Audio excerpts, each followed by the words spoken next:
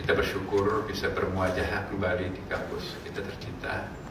Terima kasih Pak Rektor memfasilitasi ini, dan juga saya sangat bangga benar keliling tadi seperti kita berada di luar negeri. Saya kira sudah saatnya Alauddin harus tampil kalau periode ini, kalau sekarang kita lihat pembangunan fisiknya sudah oke, insya Allah, tapi tidak cukup. Nanti harus dilanjutkan dengan pembangunan mutu akademiknya, paralel antara pembangunan fisik kampus dan mutu kampus itu harus diwujudkan. Bapak Ibu sekalian, pada pengajian yang keempat ini di Makassar ya, dulu di hotel apa di pantai itu Arya Duta, kemudian yang kedua di UIM Makassar, yang ketiga kemarin di Wisma Kala, terus ini yang keempat, dan ini kelanjutan dari yang kemarin. Hari ini kita akan bahas tentang makna spiritual basmalah.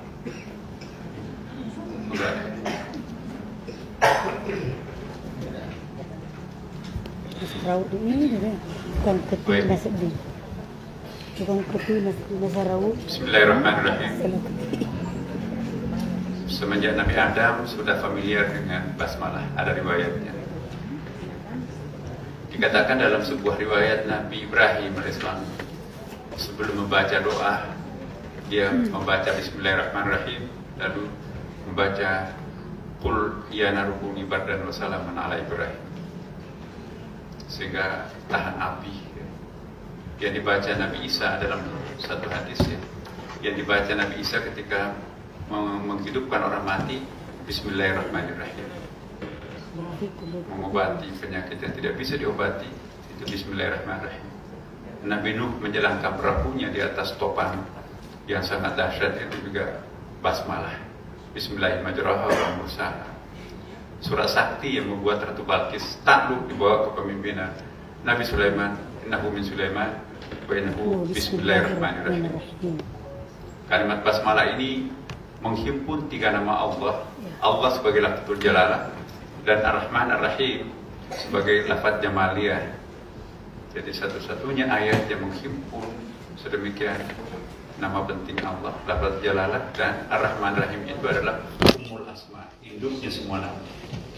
99 nama induknya adalah Ar-Rahman Ar-Rahim, yang berasal dari satu akar kata yang sama, rahimah, artinya cinta.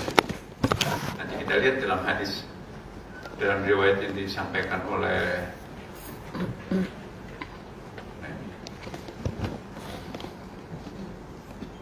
ya di dalam riwayat yang disampaikan oleh Al-Hafidh As-Sulaiman Ibrahim Al-Kunduzi, ialah menajami asrar kutub asmawiyah fil Quran wa jama' fil Quran fil Fatihah wa jama' ma fi surat Fatihah bismillah al-basmalah fil basmalah wa jami' ma fi bil basmalah fi ba al-basmalah wa jami' ma fi ba al-basmalah fil nuq allati tahta al-ba.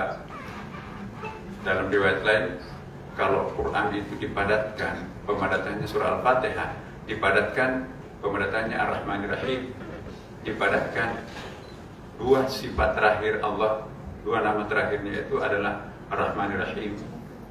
Itulah Ummul Asma, dan berasal dari satu akar kata yang sama, rahimah artinya cinta kasih. Dalam riwayat lain disebutkan kalau seluruh kitab suci, Taurat, Injil, Zabur dipadatkan, kesimpulannya Al-Fatihah. Dan intinya Al-Fatihah, rahimah, cinta kasih. Jadi kalau ada memperkenalkan Islam dengan penuh kebencian, ya, penuh kemarahan, itu tidak sejalan dengan inti Al-Quran. Jadi Rasulullah bersabda, la salata illa la salata illa bi Fatihah kitab. Tidak ada salat tanpa baca surah Al-Fatihah pada setiap rakaat. Setiap surah diawali penulisannya dengan basmalah kecuali surah Taubah, itu ada penjelasannya. Allah Subhanahu wa taala juga memerintahkan kita untuk mengkonsumsi sesuatu makanan dan minuman sebelum membaca, ya. Wala taqulu mimma lam yuzkarismullah, nanti juga ada penjelasannya. hewan yang disembelih tanpa baca basmalah itu bangkai haram untuk dikonsumsi. Nabi selalu mengingatkan kita untuk memulai setiap pekerjaan dengan membaca basmalah. Dalam tafsir Al-Kafi, ya, dia mengambil riwayat dari Al-Baqir, kitab yang pertama kali Tuhan turunkan itu dari langit ialah Bismillahirrahmanirrahim. Ya, apabila membacanya jangan lupa untuk memohon perlindungan terhadap Allah. Fasta'id bil Bismillah. Fasta'id apa istilahnya itu dalam Al-Quran? Fasta'id, baik Pak Muammar.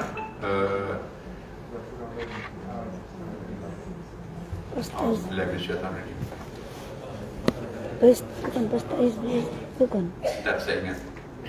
Jadi kita harus membaca ta'awudz dulu sebelum membaca basmalah. Sebagian lagi menjelaskan basmalah dengan mengatakan al-ba'u bahaullah, wasin sanallah, wal mim mulkullah. Allah di situ adalah lahu kulli syai' wa rahman bi jami' khalqihi wa rahim bil mu'minina khas. Riwayat Ibnu Abbas, anna li kulli syai' usasun, segala sesuatu itu punya inti, jantung. Ya, wa usasul Quran Fatihatul Kitab, intinya Al-Quran itu adalah surah Al-Fatihah. Dan intinya Al-Fatihah Bismillahirrahmanirrahim. Ada juga banyak penafsiran lain menyingkat bahwa ba, sim dan mim itu bukan biismi, tapi itu memang suatu kata khusus, singkatan, sama dengan alif lam mim, sama dengan kaf ha ya ain shad itu. Jadi bismi Allah Ar-Rahman Ar-Rahim. Disingkat bahwa al-ba'u kashful baqa li ahli al-fana, asin kashfu sana, al-quds li ahli al-quds. Ya, jadi itu singkatan-singkatan. Kemudian kedudukan bah di dalam basmalah itu, fungsi huruf bah pada Bismillahirrahmanirrahim, huruf bahnya itu untuk memohon pertolongan, itu menyandarkan niat dan perbuatan kita. Jadi huruf bi itu ya, jadi itu apa ya, isti'anah, perlindungan dari Allah. Jika menggunakan terjemahan pertama, maka manusia itu jadi gini. Kalau kita mengikuti terjemahannya Cak Nur, Bismillahirrahmanirrahim atas nama Allah. Tapi kalau kita mengikuti terjemahan Kementerian Agama dengan nama Allah, kalau dengan nama Allah, kapasitas manusia itu sebagai hamba. Ya, pokoknya simsalabim baca basmalah itu pasti kun fayakun, ada keajaiban di situ yang terjadi. Tapi kalau kita terjemahkan versi Cak Nur atau versi bahasa Inggris, in the name of God, itu kan atas nama Allah. Jadi kapasitas kita sebagai khalifah. Jadi kita melakukan apapun sebagai representasi Allah atas nama Allah. Jadi atas nama Allah saya makan, atas nama Allah saya menyembelih binatang, atas nama Allah saya menebang pohon. Jadi kapasitas kita sebagai khalifah kalau kita membaca in the name of God.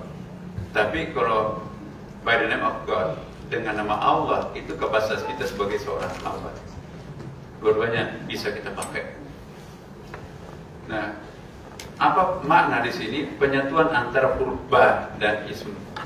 Jadi mungkin huruf ba, kan kalau ilmu rasmi itu kan harus ada ba kemudian alif, hamzah wasal itu kan bi ismi rabbi. Nah, tapi ini kan kalau dalam Quran itu enggak ada, hilang alifnya. Ba, sim, mim, bismi rabbi, bismillah. Nah, kalau kita, nah ini kalau dihubungkan ism dengan Allah dihubungkan, ya, maka itu tidak boleh ada alifnya. Tidak boleh ada alifnya, langsung Bismillahirrahmanirrahim itu kan tidak pakai alif lagi, langsung bi, sim, ba, sim, mim. Ya. Tapi kalau dikaitkan dengan nama-nama Asmaul Husna, termasuk Rabbun, itu tetap harus pakai hamzah di situ. Jadi Iqra bismi rabbi. Kalau kita lihat Iqra bismi rabbi, ya, ini ada Iqra bismi rabbi, itu ada hamzahnya kan. Ya. Bismi rabbi. Kalau bismillah, nah ini apa perbedaan antara Allah dan Rabbun? Kalau Allah itu adalah lafzul jalalah, itu hadiahnya menonjol. Tapi kalau Rabbun itu wahidiyahnya menonjol. Jadi tidak boleh ada jarak di situ. Jadi Bismillah. Jadi tidak boleh kita baca Bismillah. Tidak boleh menulisnya pun juga dengan Bismillah, tapi harus Basibim. Kalau Rabbun Ismi Rabbi. Jadi itu bedanya Allah dan Rabbun. Dalam ayat ini juga ditulis bersambung antara huruf ba dan ismun. Jadi Bismillah. Lafaz Allah adalah lafaz agung, lafaz jelas. Kemudian pertanyaan mendasar yang tidak mudah dijawab ialah mengapa Allah Subhanahu wa taala menyandarkan pada namanya Ismun? Kenapa enggak Bismillahirrahmanirrahim? Kenapa harus ada ism? Kenapa harus transit melalui nama? Dengan nama Allah. Kenapa enggak dengan Allah yang Maha Pengasih, Maha Penyayang? Ini kok dengan nama? Mengapa harus melalui perantaraan? Nah, pertanyaan ini diuraikan secara kebahasaan oleh Imam Fakhrul Razi dalam tafsir Al-Kabirnya, yang intinya sesungguhnya bisa dipahami atau sesuatu lafaz lazim yang di dalam bahasa Arab itu. Hal yang sama juga dijelaskan oleh At-Tabari, ya kan? Kenapa? Kan nggak mungkin kita tanpa ismun itu. Allah untukkan zamakhfiyan, aku pada mulanya adalah aku sendiri. Aku ingin tahu siapa diriku, maka aku memanifestasikan diriku melalui nama-nama itu. Jadi nama itu adalah manifestasi untuk mentajalikan, memanifestasikan Allah. Jadi tanpa nama nggak mungkin kita ada. Jadi kita semuanya ini adalah produk Asmaul Husna. Jadi Allah pertama kali memanifestasikan dirinya dalam bentuk nama. Walillahil Asmaul Husna. Nah, nama-nama itulah nanti yang punya konsekuensi. Konsekuensinya Allah itu adalah Maha Penerima taubat misalnya. Ya. At-Tawwab. Maka tidak sempurna Allah itu sebagai At-Tawwab kalau nggak ada yang berdosa. Harus ada pendosa yang bertobat, baru Allah itu sempurna. Kalau enggak itu hanya wacana doang, Allah itu Maha sempurna. Ya. Allah Maha Pencipta, Al-Khaliq. Bisakah disebut Allah Maha Pencipta kalau tidak ada ciptaannya? Kan nggak mungkin. Supaya sempurna betul-betul Allah sebagai Tuhan Maha Pencipta, terciptalah alam semesta ini sebagai bukti Allah itu adalah Al-Khaliq. Dan setiap Asmaul Husna itu ada konsekuensinya. Dan Asmaul Husna itu kan berhadapan-hadapan satu sama lain. Wa min kulli syai'in khalaqna zawjayn. Tapi Tuhan tidak mempergunakan istilah berhadapan-hadapan atau bertentangan. Dia Al-Hayy, Maha menghidupkan, tapi juga Al-Mumit, Maha mematikan. Ya. Dia Maha tinggi, tapi dia juga Maha rendah. Dia Maha jauh, tapi juga Maha imanen, di samping Maha transenden. Jadi jangan mempertentangkan dua sifat Allah, karena dia juga